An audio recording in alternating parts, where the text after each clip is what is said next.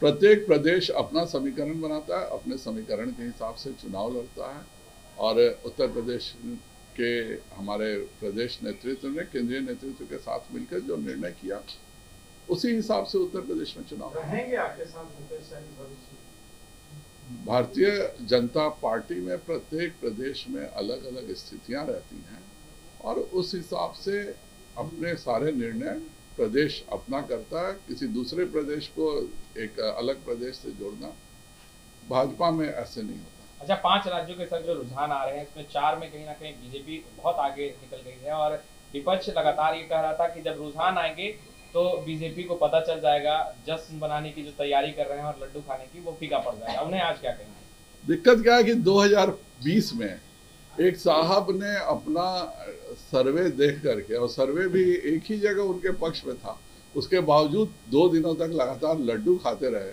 वही टीस उनकी अभी भी लग रही थी कि जिस प्रकार उन्होंने लड्डू खाया और सरकार किसी और की बनी, तो वह सोच रहे थे कि उनके साथ जो हुआ है वह दूसरों के साथ होगा। पर वह भूल गए एक बात को कि भाजपा गरीबों के कल्याण के लिए काम करती है। उनके तरह केवल जातीय आधार के भरोसे नहीं रहती, उनके तरह मुख्यमंत्री के आवास को अपहरणकर्ताओं का अड्डा नहीं बनाती, उनके तरह 4th ग्रेड कर्मचारियों से जमीन लिखवा के नौकरी नहीं देती, उनके तरह पूरे बिहार को जंगल राज में बदलने का काम नहीं करती है।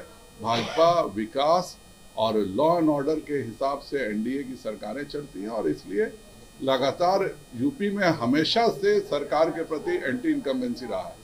आप विगत 40 वर्षों का इतिहास उठा के देख लीजिए, कोई सरकार उत्तर प्रदेश में दोबारा नहीं बनी है। यह योगी जी की मेहनत और माननीय प्रधानमंत्री श्री नरेंद्र भाई मोदी जी की नीतियां हैं कि हम पुनः सरकार बनाने जा रहे हैं। तेजस्वी यादव अखिलेश यादव को सावधान रहने की नसीहत दे रहे थे और कह रहे विगत 2 सालों से जिस प्रकार की आर्थिक दिक्कतें कोरोना काल में पूरा हिंदुस्तान ही नहीं पूरा विश्व झेल रहा था, और उसके बावजूद भी गरीबों के कल्याण के लिए माननीय प्रधानमंत्री श्री नरेंद्र भाई मोदी जी ने जो कार्य किए हैं और उन कार्यों को जमीन पे उतारने का कार्य भारतीय जनता पार्टी के सभी मुख्यमंत्रियों ने किया है, उसी का यह नतीजा है।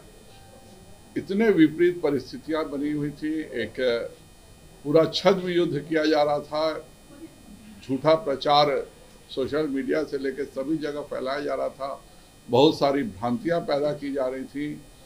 विकास के और अपने बारे में चर्चा करने के बदले लोग जातीय समीकरण बनाने लगे थे, और इन सबों को तोड़ते हुए जिस प्रकार से भारतीय जनता पार्टी ने इस चुनाव में किया है, और ख़ास करके उत्तर प्रदेश में जहां पूरे देश की भाजपा विरोधी शक्तियां लगी हुई थी, उन सभी को तोड़ते हुए माननीय योगी जी ने जिस प्रकार अभी रुझान बता रहे हैं 2/3 बहुमत प्राप्त किया है, उसके लिए प्रधानमंत्री जी के सभी कार्यक्रमों की और उनके अच्छे से कार्यान्वयन भाजपा के मुख्यमंत्री करते हैं, उनकी अजीत। बिहार भाजपा ने भी पूरी ताकत झोंक रखी थी, लंबे समय से आप लोग कैंप किए हुए थे। भारतीय जनता पार्टी कार्यकर्ता आधारित पार्टी है और हमारा चंपारण में वाल्मीकि नगर से लेकर के कैमूर तक का बॉर्डर उत्तर प्रदेश से सटा हुआ है।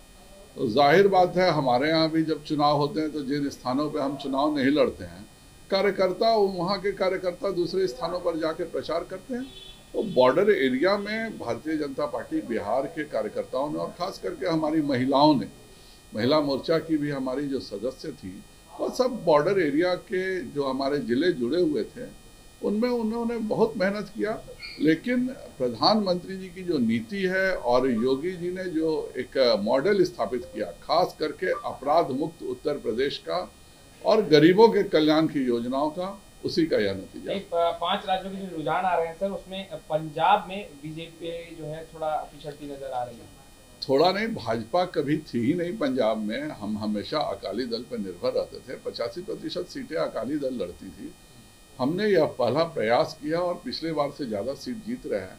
यह एक भाजपा पहली बार 80% सीटों पे लगभग लड़ रही है, 70% सीटों पे। यह एक नींव का काम करेगा और अगले बार पंजाब में भी भाजपा पूर्ण बहुमत की सरकार बनेगी। मुकेश सहनी का एनडीए से मोह भंग हो गया। अगर आपको हमारा वीडियो पसंद आया हो तो इसे लाइक करें, सब्सक्राइब करें और साथ ही बेल आइकन दबाना ना भूलें।